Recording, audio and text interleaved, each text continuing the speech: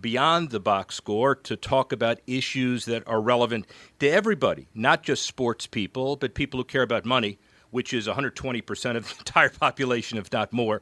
We have Ric Edelman, Edelman Financial Services, a financial advisory firm, over $21 billion in assets managing for 35,000 families across the country. He's a veteran of over 30 years in this business, and interestingly enough, his comment is he makes personal finance simpler, easier, and more fun.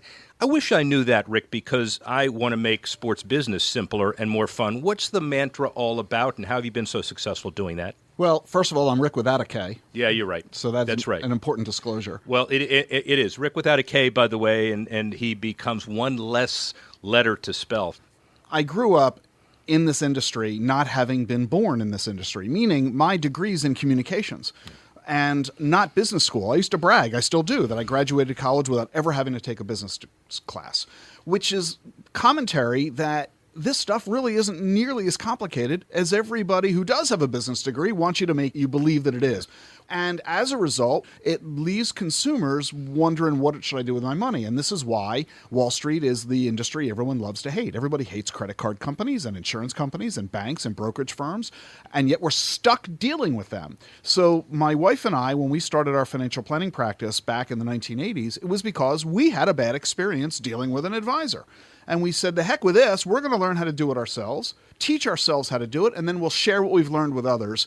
And here we are 30 years later, one of the largest financial planning firms in the country, because we simply want to make personal finance fun. Well, and tried and true, I mean, we all grew up with sports 50 years ago. As I said, back in the leather helmet days, sports have been a lot different today as it's been now. What do you think are kind of the major commonalities you can take away between your business and, let's say, the business of sports, broadly defined? Well, there are some things in common that we find. In the world of sports, you learn teamwork, number one, meaning it's not all about you. Your own success is not dependent just on you.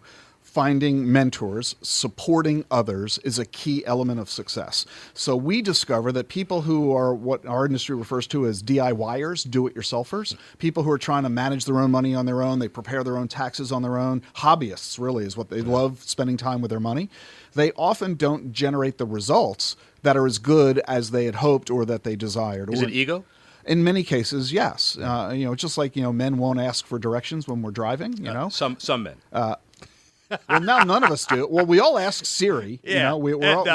Siri is she's changed the dynamics of the world. Boy, totally right. Yeah. Whose decision was it to give Siri a female voice? Don't get into that. Okay. And so what we find is that people who have an athletic background understand delayed gratification, hard work for an outcome that is uncertain, but with a little interesting twist. Whereas you and I can compete on a field and there's a winner and a loser, in the field of personal finance, you and I can compete in the investment marketplace. And it is not a zero-sum game. Right. Also, the stakes are a little higher, I suspect, because this is your life, this is your wealth, this is your annuity, this is your retirement. Right. And that's why we have to treat it very seriously. And even though we may find that the investing is a whole lot of fun and I can do it myself and I enjoy doing it myself and so on, well, that doesn't mean you're an expert when it comes to estate planning or college planning or employee benefits or mortgages or taxes or buying and leasing cars. And this is why we have to recognize the totality of the comprehensive picture of personal finance that most people either don't have the knowledge to deal with, or they don't have the time to deal with it, or they don't have the desire to deal with it. They need to delegate the chore. And that's why they turn to professional advisors like us. Well, and broader than that, I think, and one of the things we'll get at over time is the thought process of successful financial and personal money management has to mirror good, legitimate, comprehensive business practices. So as sports becomes more of a business and as the billions become trillions, I'm sure there are disciplines we all can learn from that are transferable. Very much so. We also have to recognize our frailties, and we have to be realistic. In other words, if I said to you, here's an investment that has a 1 in 2,000 chance of success, would you do it? You'd probably say no. And yet we encounter parents commonly saying, my college plan is for my kid to win a full athletic scholarship. Well, the odds are about 1 in 2,000. Yep, and let me put that, and that's a very important point now, because the NBA and everybody is trying to deal with this one and done rule, where kids who are staking their future on whether they become pro or not. What about all those other kids? You talk about the importance of those kids that'll come into lump sum of money, how it makes it work, but also there has to be some legitimate financial discipline for the kids that don't make it, the vast majority. Absolutely right. So it's a question of diversification. Sure, go ahead and have your kid, assuming the kid is interested and enjoys it and is good at it, engaging in travel sports and doing all the stuff necessary to become successful in that area. Don't put all your eggs in one basket. Don't let that be the sole strategy you're using for this child to get a college education. You should be saving for college in addition to that, in case the child changes his or her mind and doesn't want to play, or their knee gets blown out and they can't play.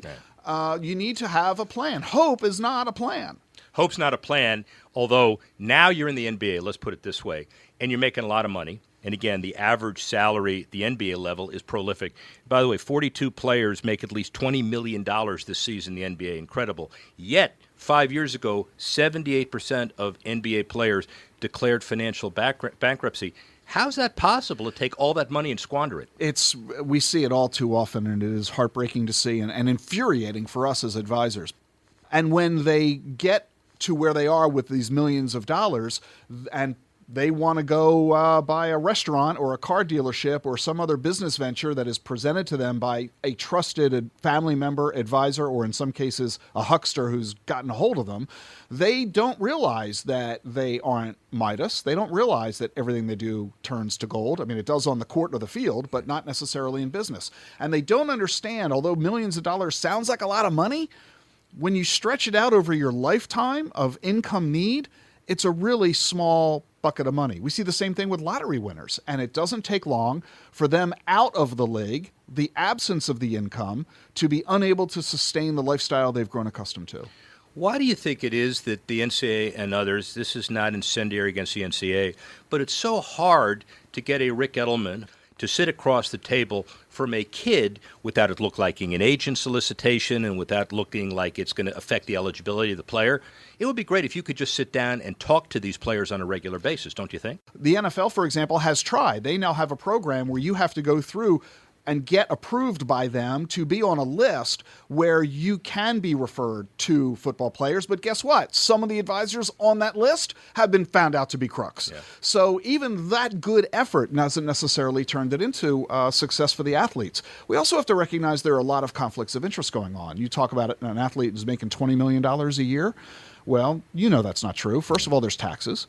And then there are agents' fees, and on and on and on. And by the time you get down to it, that $20 million is now down, I'll say, to only maybe 8 or 10 million. Right. And the agent's taking his piece, and everybody else is taking his piece off the top. And that athlete is sending a bunch of money to mom and dad who supported them and sacrificed for decades, maybe to other family members. They often have an entourage.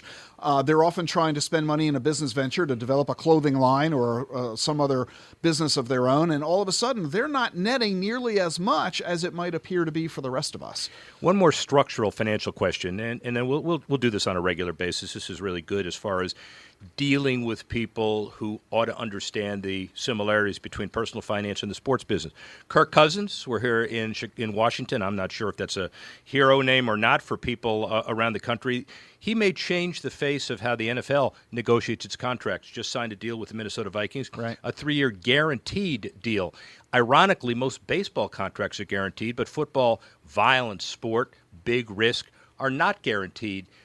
How do you advise in that situation if more contracts are going to be guaranteed? That still doesn't mean you're home free. Yeah, it really doesn't, because at the best, he's got a 3-year gig. Now, in Kirk's case, it's a huge amount of money, with $85 million, so no tears for him, no matter how it turns out. But for the average rank-and-file NFL player, they're not going to command that kind of money. Even if they do, they'll end up with $10, $20, $30 million over 3 years. Well, net of expenses and taxes and other obligations, that has to last them in a lifetime. They have not hit the lottery. They have not settled on all of their financial needs going forward, and they need effective financial advice. I think an equally biggest challenge here is the impact on the teams, because if they are offering these guarantees and Kirk gets hurt in his first week, now they're not only paying him, they got to pay his successor. And pretty soon that house of cards can come tumbling down. And just one more perspective on that. Forbes pegs the average NFL team at a $2.34 billion valuation, which is up 19% year over year. It's an incredible number, largely built on the backs of contracts that could be terminated at a moment's notice. And Kirk may be saying to that industry, you know what, that party's over. Could be. Final question for you, because I'm not a finance guy. You're a finance guy. What is, how many zeros in 9.2 quintillion to 1? What's quintillion? 6 zeros on top of a trillion, I believe. So that's like 38 zeros? No, All right, no, it's 18 zeros in a quintillion.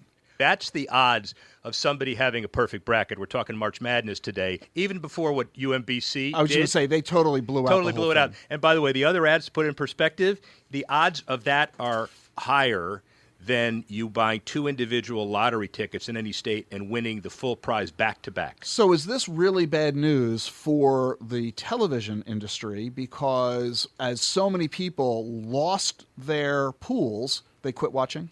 I'll be interesting to see, because Capital One, all of these companies that are spending $250 million in advertising this year are coming back with default brackets all of a sudden, where let's forget the first 2 weeks. And by the way, this is interesting because Do-over. Yeah, do-over. My 1-year-old grandson named Oliver is blindly pointing to brackets. And I'm proud to announce he was the only guy in the country I know that got the UMBC